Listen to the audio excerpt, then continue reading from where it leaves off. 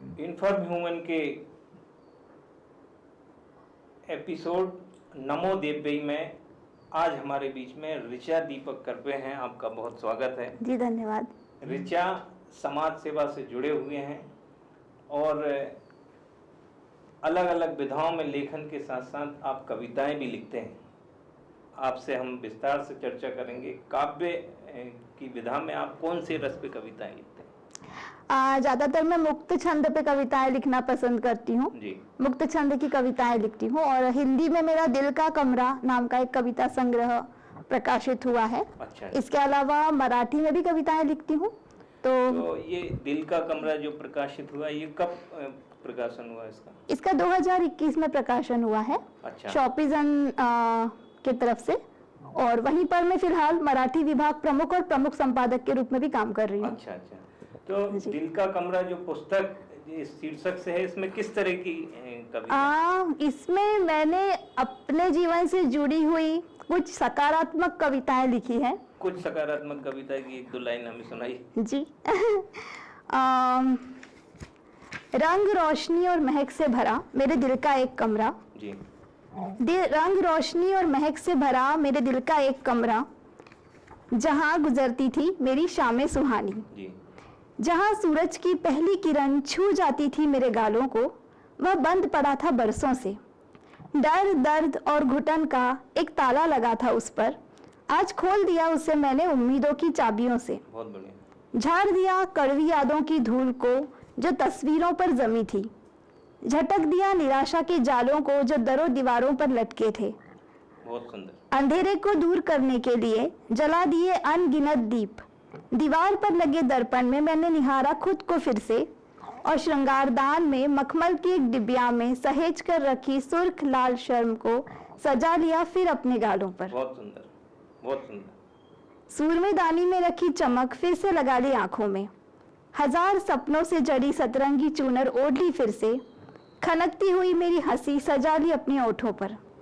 तख्त के पास रखे सितार का छेड़ दिया हर एक तार, और तभी झरोखे से आई एक ठंडी बयार जो खेल गई मेरे बालों से। मानो पूछ रही हो कहाँ थी अब तक। क्या बात। मैंने खोल दी थी वो खिड़की तब तक, जिसके बाहर लगे चंपा के पेड़ पर बैठी मैना मुझसे बतियाती थी। वो आज भी वही है। मुझे देख मुस्काई, चहचहाई, पूछ बैठी मेरी याद नहीं आई।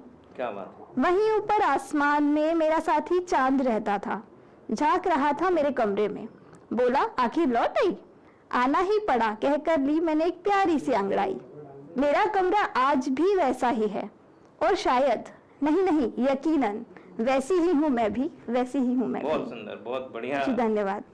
एकदम पूरी ऊर्जा से भरी हुई और मन को मजबूत करने वाली कविता है। तो आप इस तरह के ही काव्य पूरा लिखते हैं? जी, मैं सकारात्मक लिखना ही पसंद करती हूँ। अभी मराठी में एक लेख संग्रह आया है नजर। जी। वो भी इसी प्रकार के सकारात्मक विचारों से जुड़ा हुआ है। तो अभी तक आपकी 2 पुस्तकें प्रकाशित? 3 पुस्तकें प्रकाशित हुई हैं। दिल का कमरा, एक मराठी काव्य संग्रह आभास जी, और एक मराठी लेख संग्रह नजर।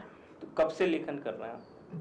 लेखन करने को वैसे तो काफी साल हो गए, लेकिन कह सकते हैं 2012 या 13 से मैंने लगातार आप लिख रहे हैं। और डिजिटल मंच से भी आप जुड़े हुए? जी, एक्चुअली मेरा जो काम है शॉपिजन, वो एक साहित्यिक वेबसाइट है।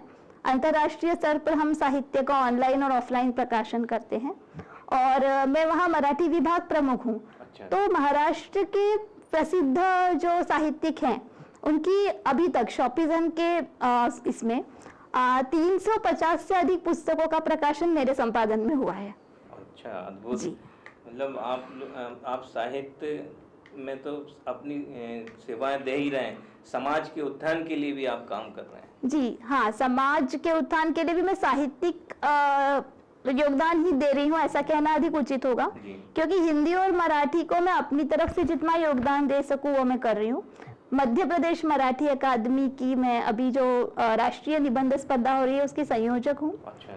जी, और मध्य प्रदेश में इंदौर से एकमात्र साहित्यिक पत्रिका निकलती है मराठी में, और उसके लिए मैं अपनी सेवाएं देती हूँ, श्री सर्वोत्तम।